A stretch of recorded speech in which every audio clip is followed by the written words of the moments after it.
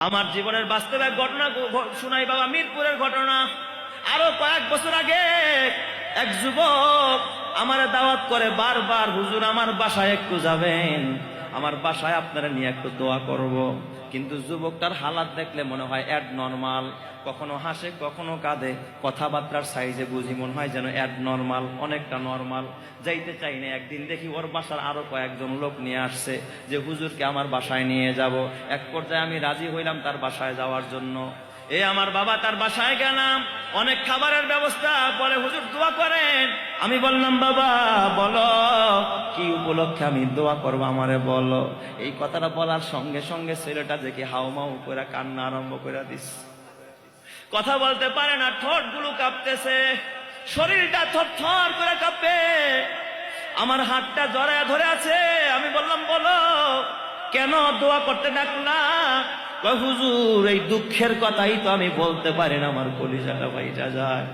আমি বললাম বাবা কি হয়েছে বলো। কয় হুজুর ছোট্টবেলায় আমার বাবা মারা যায়, আমার মা মানুষের বাড়িতে বাড়িতে বুয়ার কাজ করে।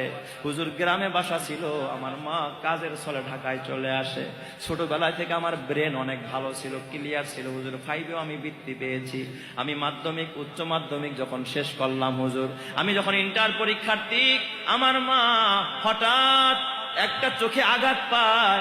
ডাক্তার বলেছে দ্রুত চোখ অপারেশন করতে হবে, নয়তোবা চোখ নষ্ট হয়ে যাবে, দোনোটা চোখ নষ্ট হয়ে যাবে। হুজুর আমার মা গরিব মানুষ, আমি পড়াশোনা করি, কোনো টাকা পয়সা নাই। আমার মা মানুষের বাড়িতে বাড়িতে বুয়ার কাজ করে যা করে এটা দিয়ে আমার পড়াশোনার খরচ চালায়। অল্প কিছু টাকা আমার মায়ের হাতে। ডাক্তার বললে অপারেশন করতে হবে। হঠাৎ আমার ইন্টার পরীক্ষার ডেট। আমি মাকে গিয়া বললাম মা গো পরীক্ষার ডেট আসছে, রেজিস্ট্রেশন ফি দিতে হবে মা, এরপরে সেমিস্টার ফি না দিলে আমি 1 বছর পিছিয়ে যাব মা, পরীক্ষা দেওয়া হবে না। মা ডাক দিয়া কয় বাবা ডাক্তার বলছে ইমার্জেন্সি অপারেশন করতে হবে, যদি অপারেশন করতে যাই তাহলে তো তোমার পরীক্ষার ফি দেওয়া যাবে না, রেজিস্ট্রেশন ফি দেওয়া যাবে না, তুমি 1 বছর পিছনে পড়ে যাওয়া। আর যদি আমি চক্ষু অপারেশন না করাই আমি মা অন্ধ হয়ে যাব। মা ডাক দিয়া বলে বাবা ও আমার বাবা, তাহলে তুমি শোনো, আমার চোখের অপারেশন লাগবে না, আমি এই টাকা তোমার রেজিস্ট্রেশন ফি, তোমার সেমিস্টার ফি দিয়ে দিলাম। হুজুর আমার দুখুনি মা ওই টাকাটা আমার হাতে দিয়ে দিছে আমার পড়ালেখার জন্য। আমি ওই টাকা দিয়ে পড়াশোনা করে ইন্টার শেষ করে হুজুর আমি দেশের নামি দামি প্রতিষ্ঠানে পড়লাম, বিশ্ববিদ্যালয়ে চান্স পেলাম। হুজুর আমি বড় শিক্ষিত, বিসিএস কমপ্লিট করেছি। হুজুর আমার একটা নামি দামি ফার্মে আমার চাকরি হয়েছে, সরকারি একটা জব করি। হুজুর শোনেন, আমি সেই চাকরির সুবাদে আর একটা ভালো পরিবারের একটা মেয়ের সাথে আমার সম্পর্ক হয়। হুজুর আমি সরকারি চাকরিজীবী, আমার বিবিও সরকারি চাকরিজীবী, আমি তাকে বিবাহ করি। কিন্তু আমার বিবি ঘরে আসার পর হুজুর দেখেন আমার চাকরির টাকা দিয়া এই যে বাড়িটা আমি নিজে করেছি। হুজুর শোনেন, বিবি ঘরে আসার পর আমার মা তো একেবারে অন্ধ।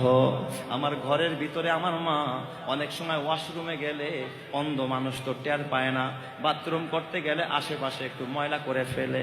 মা মাঝে মাঝে পান খায়, পান খাইলে মা পিক বেসিনে না ফালায়, আশেপাশে ফালায়া দেয়। আমার মা মাঝে মাঝে পানের চুনগুলো ওয়ালের সাথে মুছা রাখে, এটা আমার বিবি বরদাস্ত করতে পারে না। আমার বিবির সাথে আমার মায়ের সাথে প্রায় সময় ঝগড়া হয়। আমি অফিস থেকে আসলে আমার বিবি বিচার দেয়, আমি সইতে পারি না, আর কত সহ্য করব। এক পর্যায়ে আমার বিবি ডাক দেয়া কয় স্বামী গো, হয়তো তোমার বাড়িতে তোমার মা থাকবে, নয়তো বা আমি থাকবো, তুমি কারে রাখবা? আমি বিপদে পড়ে গেলাম হুজুর, বিপদে পড়ে গেলাম। আমার বন্ধুদের সাথে পরামর্শ করলাম কি করার, কোন আলেমের সাথে পরামর্শ করি নাই। বন্ধুরা বলল তাইলে তোমার মাকে তুমি বৃদ্ধাশ্রমে দিয়ে আস। হুজুর আমার কলিজাটা বাইটা যায়। আমি আমার অসহায় অন্ধ মাটাকে আমি সিদ্ধান্ত নিলাম বৃদ্ধাশ্রমে রেখে আসবো। বিবির সাথে পরামর্শ করলাম, বিবি কয় ভালো কথা, বৃদ্ধাশ্রমে দিয়া দাও। আমার মাকে নিয়ে যখন কাপড় চোপড় ভরা যখন মারে নিয়ে ঘর থেকে বের হইতেছিলাম, আমার মা আমার ডাক দেওয়াকে বাবা একটু কাছে আমার মাথায় হাত দিছে। আমার মা আমার মাথায় হাত দিয়া আমার ডাক দিয়ে বাজার সুখে থাক, ভালো থাক রে বাজার। আমি মা তোর পড়ার খরচ চালাইতে গিয়ে আমি অন্ধ হয়ে গেলাম, আর আমার এই অন্ধত্ব আজকে আমার তার ঘর থেকে বের করে দিল রে বাবা। সুখে থাকবো নিয়ে দোয়া করে যায়, হুজুর আমার মাটাকে অন্ধ মা, অসহায় মা, আমার বাবা নাই, আমার মারে দেখার কেউ নাই। ওই বৃদ্ধাশ্রমে যখন বের করে দিলাম হুজুর আমার মায়ের চোখের পানি পুরা রাস্তায় ঝরেছে। আমার মারে ঘর থেকে বের করলাম, এরপর থেকে মনে হয় যেন আমার ঘরে শূন্যতা বিরাজ করে, বরকত নাই। আমি যেন আমার ঘর থেকে রহমতটাকে আমি বের করে দিয়ে আসছি। 6 মাসের মাথায় আমার মা বৃদ্ধাশ্রমে মারা যায়। হুজুর 8 মাস পরে আমার ঘরে এক বাচ্চা হয়, দেখি আমার বাচ্চাটা অন্ধ। আমার বাচ্চা অন্ধ, আমার মায়ের বদদুয়া লেগে গেছে। হুজুর এরপর থেকে আমার খানা ভালো লাগে না, আমি কোনো কাজে শান্তি পাই না, অফিস করতে পারি না, লেখি একটা হয় আরেকটা, প্রিন্ট দেই একটা হয় আরেকটা, আমাকে সাসপেন্ড করার মতো আমার চাকরি যাওয়া ভাব। হুজুর এখন ঘরেও শান্তি নাই, বিবি আমারে দেখতে পারে না, আরেকজনের সাথে পরকিয়া করে। হুজুর আমার সন্তান এখন ঘরের মধ্যে জাহান্নামের আগুন, সন্তান একটা প্রতিবন্ধী। এ যুবক, রহমত তোর মা, বরকত তোর মা, তোর জান্নাত তোর মা। যুবক রে, তুই চিনলি না তোর কেমন রত্ন?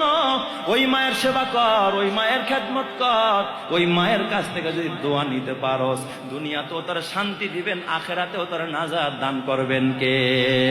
আরো জোরে বলেন না কে? এ যুবক ভাই, তোর হাতে পায়ে ধরে বলা যায়, আমি ডাক দেয়া বললাম, যুবক রে, তুই আজকে তোর মায়ের পায়খানার কারণে বেসিন নষ্ট করে ফেলায়, তোর বাথরুম নষ্ট করে ফেলায়, তুই তো 4টা বছর পর্যন্ত তোর মায়ের কাপড় নষ্ট করছস, তোর মায়ের বুকে পায়খানা করছস, তোর মায়ের কুলে পায়খানা করেছস, প্রস্রাব করেছস, মা তো তোর ফালায়া দেয় নাই। মা খাইতে বসছিল, ওই সময় পায়খানা করছস, মা ভাতের প্লেটটা ঢাইকা অমনে তোর পরিষ্কার করে, তোর চুমা খায়া, তারপর আবার মা ওই হাত দিয়ে খানা খাওয়া আরম্ভ করছে।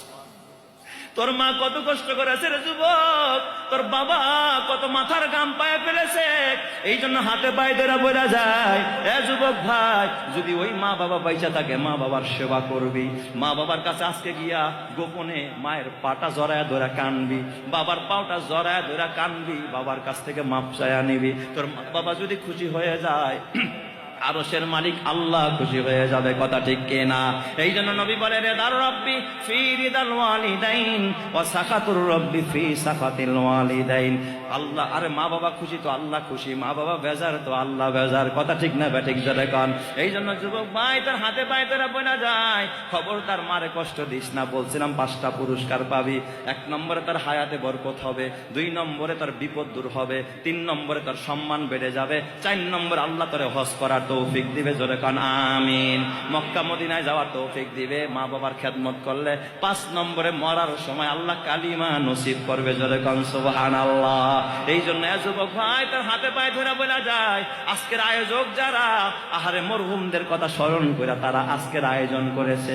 এই যে মরহুম দিন ইসলাম সাহেব সহ এলাকার সকল মুরব্বীদের আত্মার মাগফিরাতের জন্য আজকের এই মাহফিল, তাদেরকে আমি ধন্যবাদ জানাই। কারণ তারা কনসার্ট দিতে পারতো, গান করতে পারতো, উল্টা পাল্টা ঢোল বাজাইতে পারতো, তা করে নাই। মা বাবার আত্মার মাগফিরাতের জন্য দোয়ার আয়োজন করেছে। প্রত্যেকটা সন্তানের জন্য উচিত তার মা বাবার জন্য দোয়া করা, মা বাবার নামে দান করা, মা বাবার নামে খরচ করা, মা বাবার নামে লিল্লা বোর্ডিং করা, এতিমখানা করা, মা বাবার নামে আরে গরিবরে দান করা, আলেম ওলামারে খেদমত করা। পারলে আলেমরে একটা জামা কিনা দিয়েন, একটা মেসোয়াক কিনা দিয়েন, একটা টুপি কিনা দিয়েন। এটা নিয়ে কখনো সিনেমার হলে যাবে না, মেসোয়াক নিয়ে মারামারি করবে না। যতটা মেসোয়াক করবে এর সব আল্লাহ তোমার মা বাবার কবরে পৌঁছাবে। কথা ঠিক না ব্যাটিক যারা কান? এই জন্য আজকে মা বাবা পয়সা থাকলে মা বাবার কাছে ক্ষমা চাইবা। আর যদি মা বাবা মরে যায়, ওই মা বাবার কবরের পাশে গিয়া দোয়া করবা, মসজিদে দোয়া করবা, ইমাম সাহেবের কাছে দোয়া চাইবা। কারা কারা মা বাবারে খুশি করতে রাজি আছো একটু হাত দেখাও। নারায়ে তাকবীর, নারায়ে তাকবীর। আল্লাহ তুমি সবাইরে কবুল করো, সবাই বলি আমিন। মাশাআল্লাহ, হাত নামাই। ওয়া আখিরি দাওয়ানা আলহামদুলিল্লাহি রাব্বিল আলামিন। এখনো কি কোনো সুযোগ আসেনি আমার মায়ের খেদমত করার? মা তো দুনিয়ায় নাই। থাকলে আজকে মারে একটা দামি শাড়ি কিনে দিতাম, মারে একটা জুতা কিনে দিতাম, এই শীতের সিজনে বিদেশি লোশন কিনে দিতাম। অনেক কপাল পোড়া আছে, বিবিরে দেয় বিদেশিরা, মারে দেয় দেশিটা কম দামিটা না না সমান আনবি। এমনও কপাল পরে আছে দেখবেন, একটা চকলেট কিনা দুইটা চিপস কিনা লুকায়া লুকায়া বিবির আসলে নিজ দিয়া গোলারে দিও, মায় জানে না দেখে। কেন? তোর মা তো কখনো তোর কাছে কিছু লুকায় না।